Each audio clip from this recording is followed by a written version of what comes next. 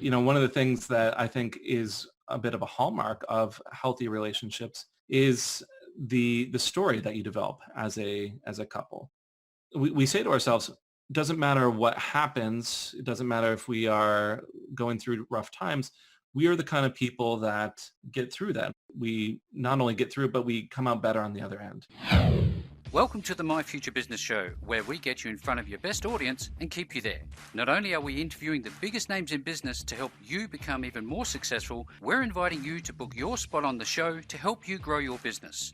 So at the end of the call, make sure you fill in the interview application form at myfuturebusiness.com/interviews.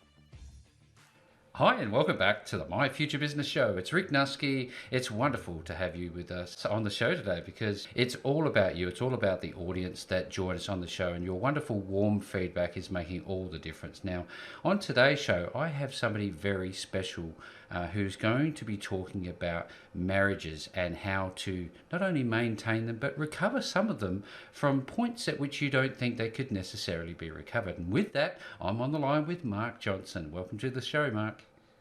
Thanks for having me. Not a problem at all. Now, Mark and I were just talking about High Thrive Coaching and his wonderful business partner, Heather. And we're going to be talking a lot about not only the steps to building a great relationship, a great foundation, but also what to do when things are not going so well.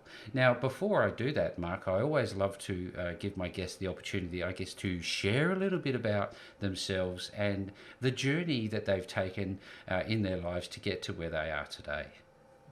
If you'd asked me, say, 10 years ago, if I would have envisioned myself owning a business, I would have kind of laughed. I would not have envisioned myself being here at all. It wasn't part of my plan.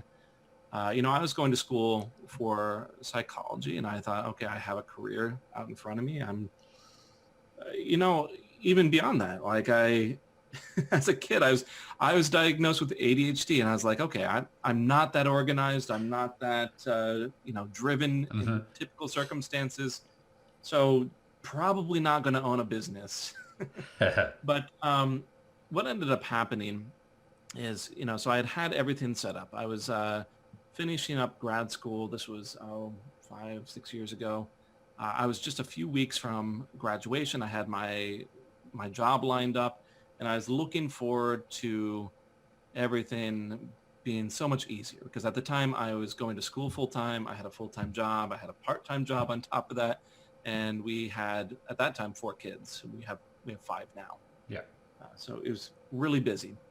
And I had let the stress get to me, and essentially I made some mistakes that my program director thought was sufficient enough to say, I'm not going to let you graduate, or I'm going to dismiss you from the program. Wow. I found myself in a situation where I had everything planned out. I had a future ahead of me, and then I was stuck then with no plans and about $90,000 in student loan debt. So I was Fairly reasonable not. stack, isn't it? Yes. Well, I don't know if you know, but working in mental health is just not very profitable. So even though I was working my butt off, I wasn't making much more, even with an undergraduate degree. I wasn't making much more than minimum wage. Yeah. So here I was working a warehouse job when I was expecting to have like a really fulfilling career in order to make ends meet. And my wife saw how this was affecting me. She, bless her, I wouldn't be here where I am today without her support. And so she started really diving into personal development, and reluctantly, I followed her. I was not into it at first. And eventually, I got out of this depressive funk and said, okay, well, I have this education. I might not have the piece of paper. What can I do with this? And we set about making contacts and connections.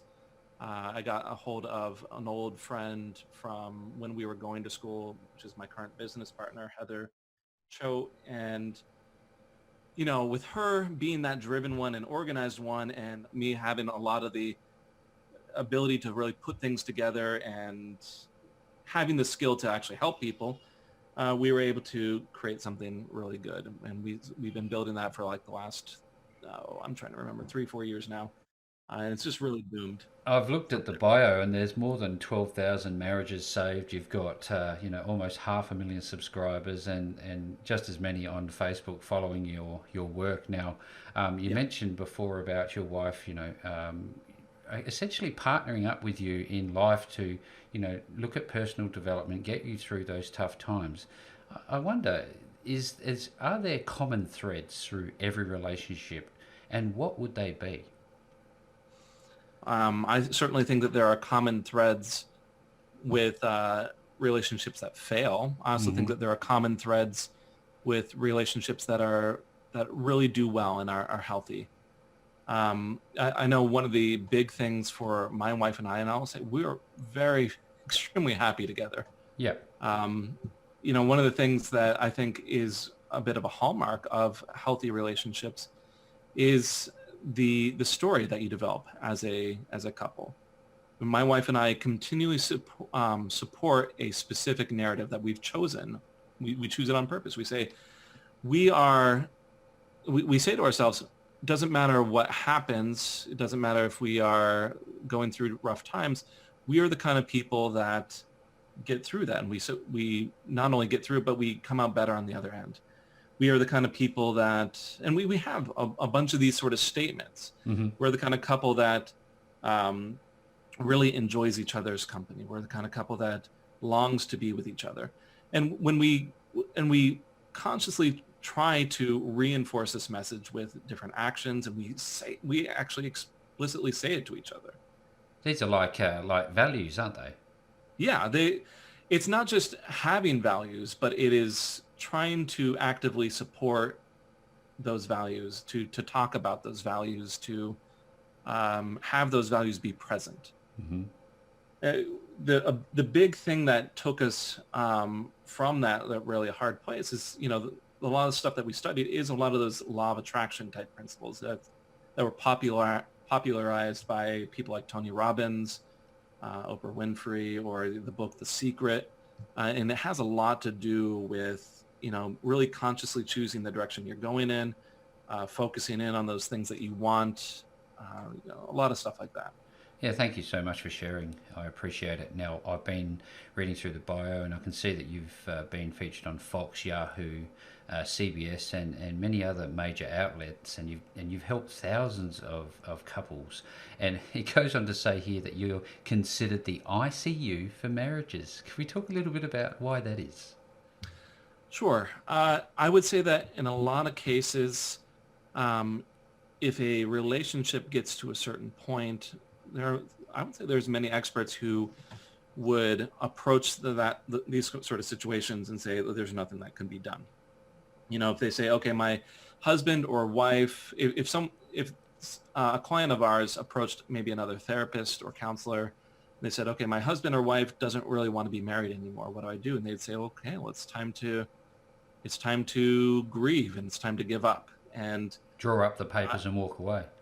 Exactly. And we've created a business around helping these dire situations where we say, okay, one person in the marriage can make some big changes and have a reasonable ability to turn things around. That's what we're talking about when we're saying we're the ICU.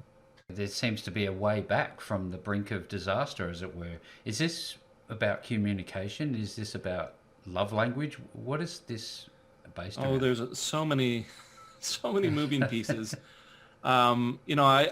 I feel like I look at relationships a bit differently, oddly, almost like it's in this mechanical thing with like lots of different moving pieces that affect other things. But we try to hit a few big points here. I do think that in many cases there's this lack of understanding and perspective. So we really try to help our clients with that.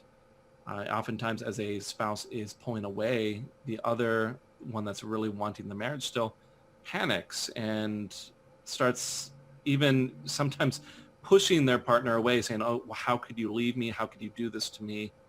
And we really need to help our clients calm down and actually understand that there's probably some legitimate reasons here, something that's very relatable and understandable.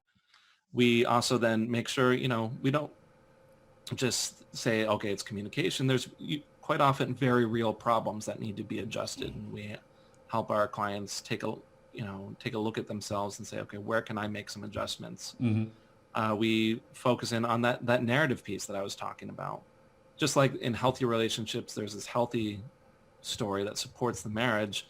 Quite often over years before something like a divorce comes up, there are red flags. There's things that start to snowball and develop a negative story about what's going on. And we help our clients. We can't force their partners to think differently, but we can help our clients to know how to nudge the story in better directions. And then certainly we do a lot of work with our clients on personal growth and development, helping them to be in a healthy place.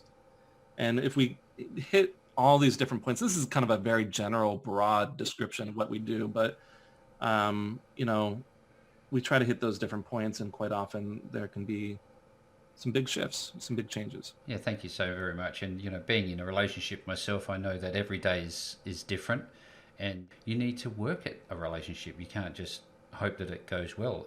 Are you finding that would be true? I will say I enjoy working on my marriage. I certainly do need to work on it. There are times I notice that there are times at the end of the day, I've had a long day, I'm feeling a bit stressed, and I say, I need some time to relax. But then I can see my wife, who's also had a long day, and I recognize, okay, I need to put aside my own feelings for a moment, and I need to make sure that I'm there for her. And exactly like you said, there is this kind of idea, if you want your relationship to be happy, there has to be some effort put into it. Now, it's easy to have that right at the beginning. The relationship is exciting, it's new, it's fresh, it doesn't feel like work then.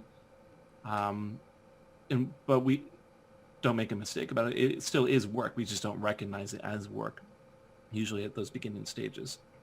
Yes, because the gloss seems to wear off after a while, and then life settles down. You settle into a comfortable zone with each other, don't you? And I keep thinking to myself, there are so many possible reasons for a relationship going a little bit sour, if you like. It could be family influences, it could be work, it could be children. What are the first signs that a couple should be aware of, or an individual should be aware of, that, hey, look, things are not going so right here? Is it the argumentative stage, or can we get onto this a little prior to that?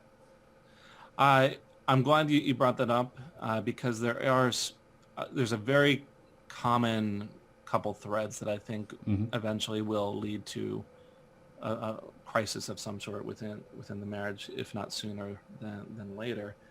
Now, I don't think that ideally a relationship should be this contractual thing where you need to see what you're getting and what you're giving.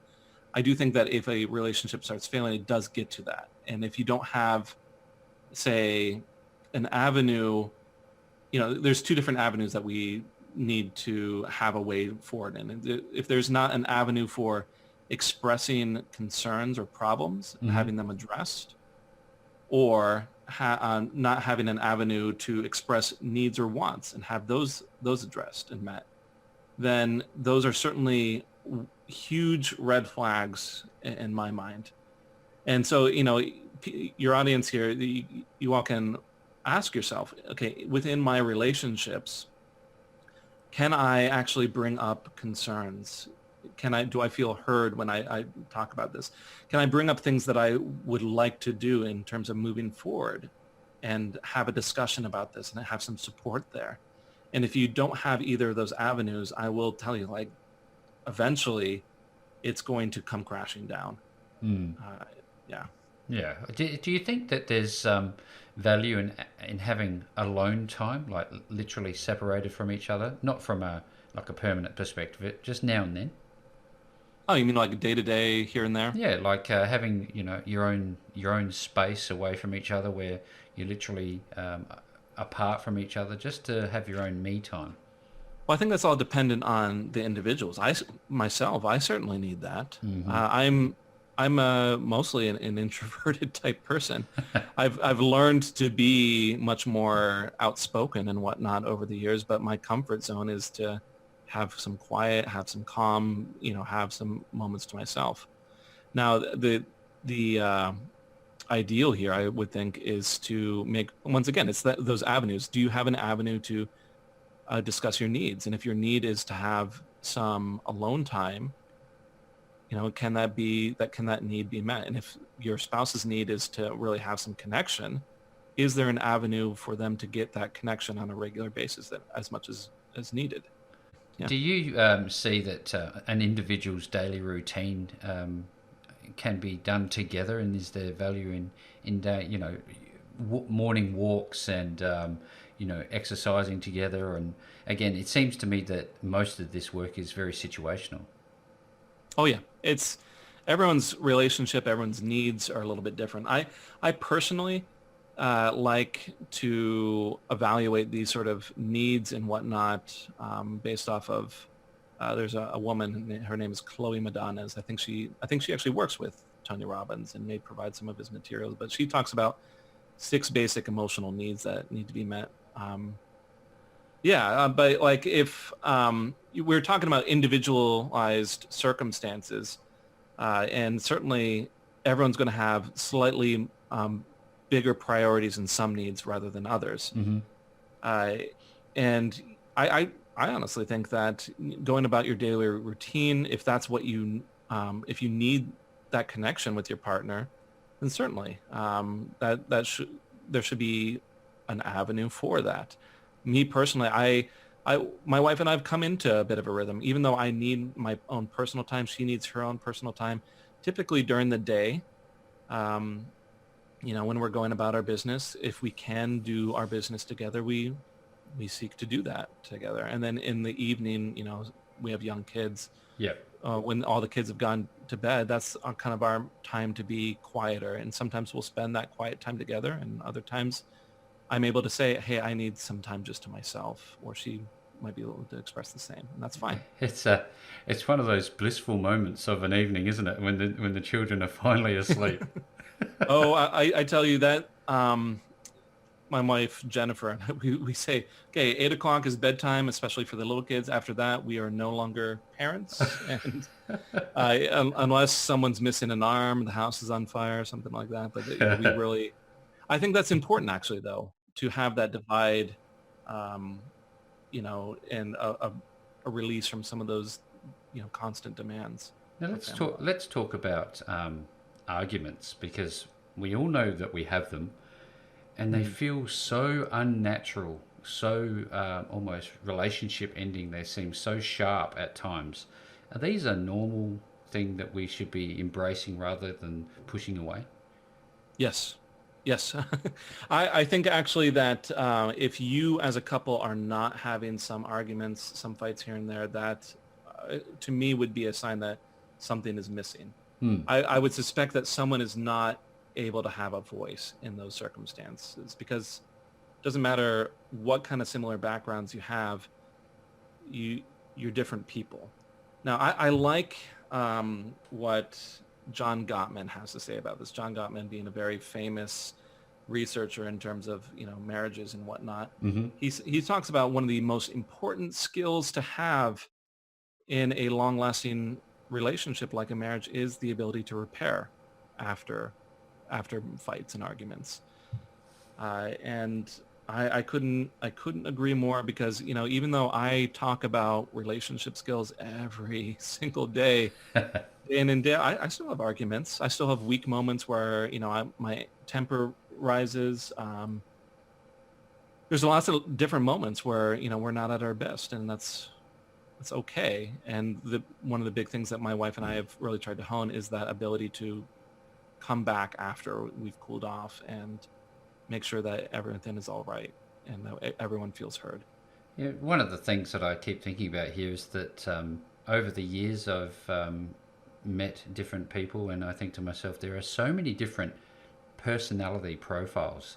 Is there a way for people to be able to understand each other when they get into a relationship early on in the piece in terms of their personality profile? Or is that something that Oh, just evolves over time?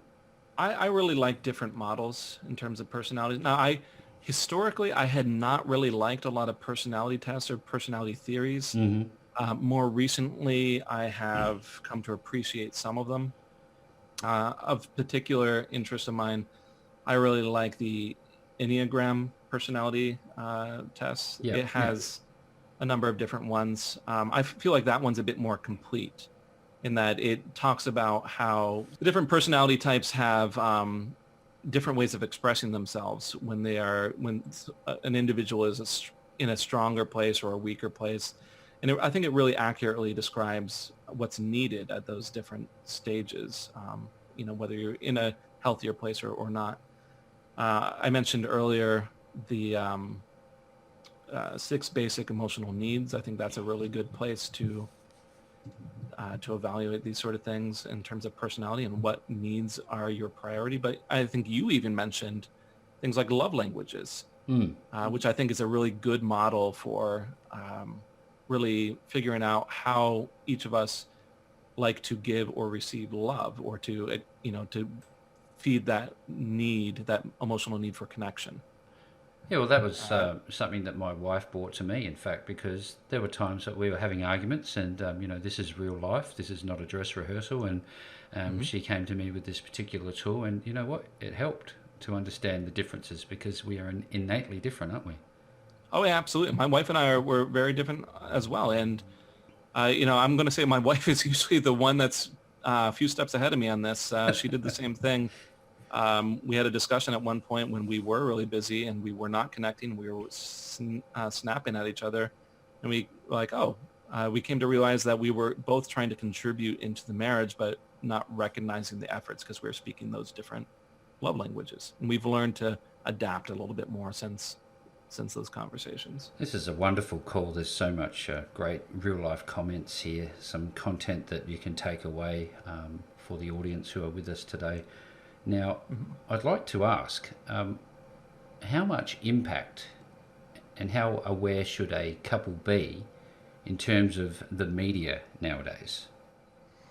My personal opinion, I like to at least keep some tabs on media and whatnot, just to stay informed. But I think a lot of what's out there is so very much focused on what's going wrong, and does have an impact on someone who's constantly, uh, you know, being fed this kind of like there's a crisis out there. People, Mm-hmm. there's arguments, there's things going wrong, and it does kind of translate a little bit over into personal relationships a bit, especially like social media arenas where there is a tendency, I think, with a lot of people to compare what they have to other people, or at least what people are showing as their front on social media. Um, my if I could step away from a lot of these social media platforms, I would. Unfortunately, we You do a lot exist of our there. business over Yeah. there Yeah. and our advertising and whatnot. Um, but I think as my personal philosophy is, I think that social media can be a really good tool for connection and whatnot, as long as you are translating it into more personal arenas. You're using it as a way to connect personally with someone else. Because what will happen is on a lot of these arenas, we comment on others' lives, but we don't really engage. We aren't able to share of ourselves and have that be recognized, or to give that recognition to other people quite so well. And to reinforce that, I noticed that there are a lot more men's and women's groups specifically to talk about just day to day issues in life. Do you see that there's value in those? Actually, something more like that, I would find more value in something like that, because these sort of platforms can be used, if they're used to be able to share of yourself and have that sharing be recognized, and to have that and to give that recognition to other people as they're sharing, it can be a hugely beneficial connecting medium here.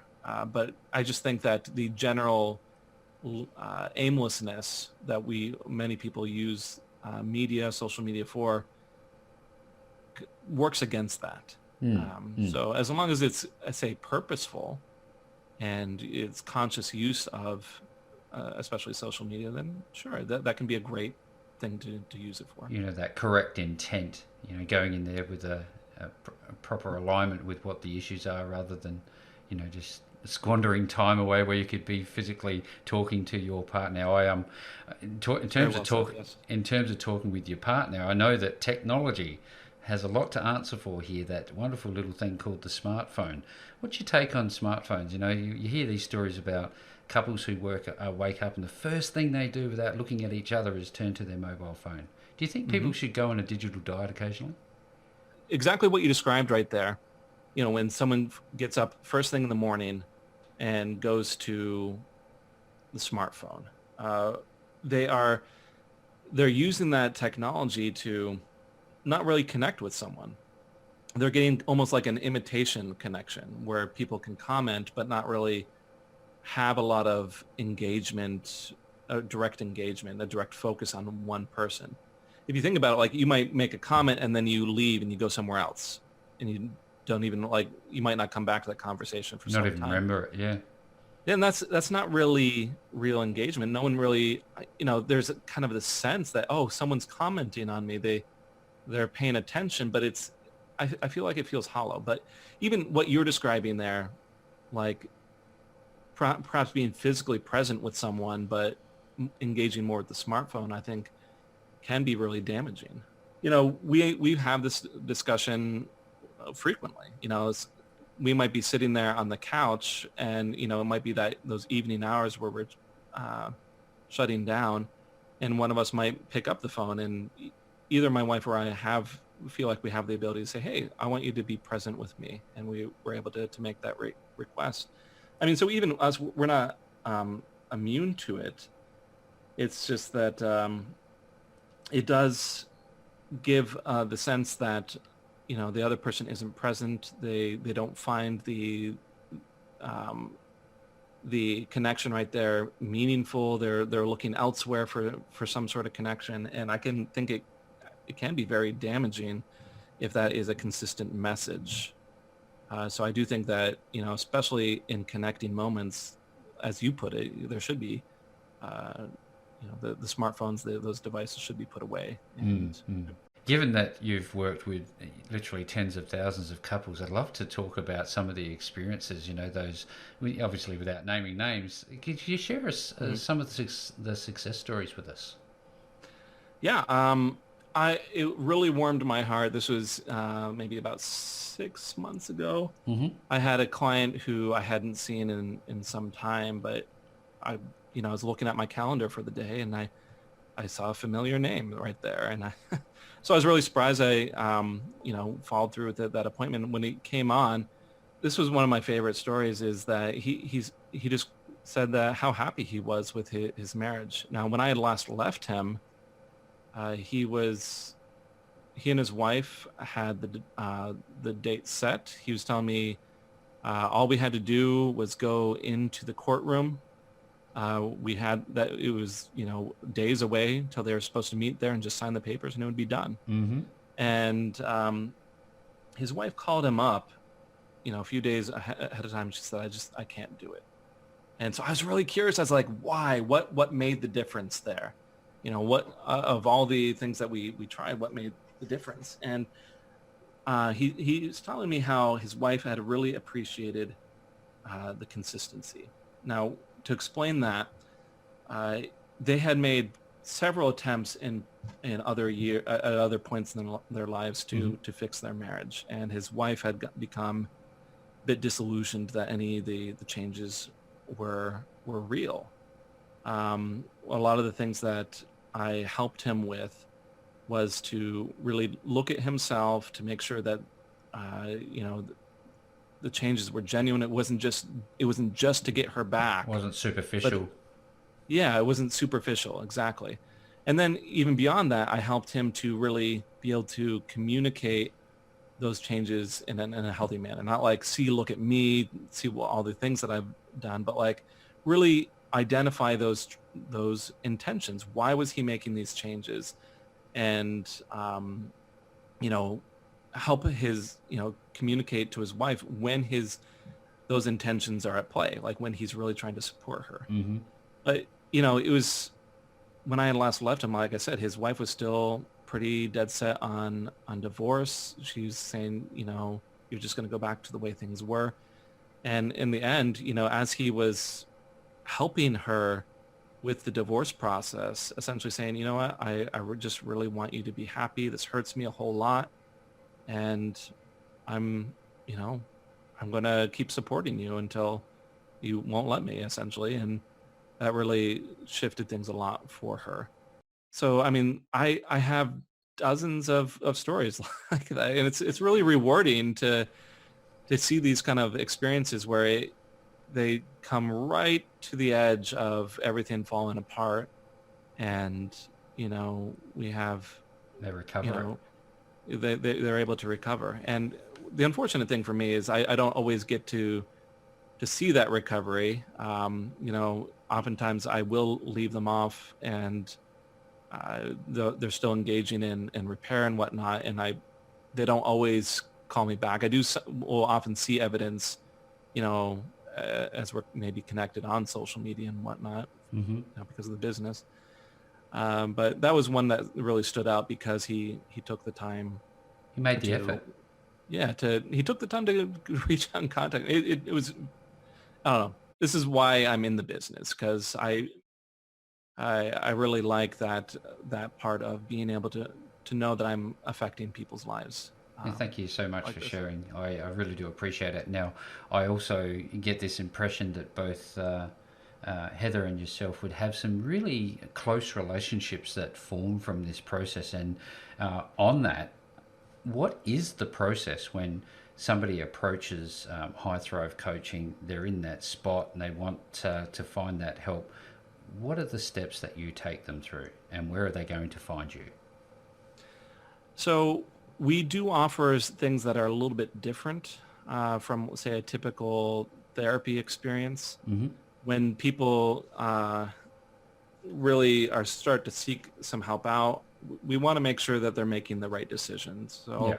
I have a team of people that will do some complimentary consultation calls, and I've given them some instructions, basically saying, hey, if this is really too far gone, we don't want to be that kind of company that's going to take their money anyway and whatnot. So we screen them. But when they do get involved, there's a lot of support that's needed. So I've developed a series of, skill training type videos, things to help, help our clients build up that empathy, build up communication skills and whatnot, that I like my clients to go through, just so I don't have to repeat the same sort of lessons over and over again, and people can go at their own pace on that. Beyond that, I know that things can turn on moment's notice. So me and my team, we have group calls. People can submit questions and get help from myself or one of my team members. We run those every day of the week, at least during the business week, and sometimes multiple times in a day. So our clients can always get help there. And then beyond that, we then, of course, have the more traditional therapy type sessions, where like an hour long online. If people are really, yeah. So there's a lot of different arenas where they can get support, because this is not a problem that you want to take lightly. And, I think a lot of people in this sort of position, if they're in that sort of crisis, need a bit more of that guiding hand. Thank you so very much. This is just wonderful commentary. This shows that both you and Heather have been making some impact, I guess you'd say, on relationships now. Ultimately, for those who are on the call with us today, If you're in that situation, you're now looking for somebody to help you with your relationship, either mend it or improve it from where it is, reach out to both Mark and Heather at highthrivecoaching.com. And on that note, Mark, I just have to say thank you so very much for spending some time with me on the My Future Business show today. Yeah, it was my pleasure here. Thanks for having me. Thanks for joining us today. If you enjoyed the call, then make sure to subscribe, leave a comment, share us with your friends, and book your spot on the show at myfuturebusiness.com/interviews. And if you're looking for solutions that will help grow your business, then visit myfuturebusiness.com/shop.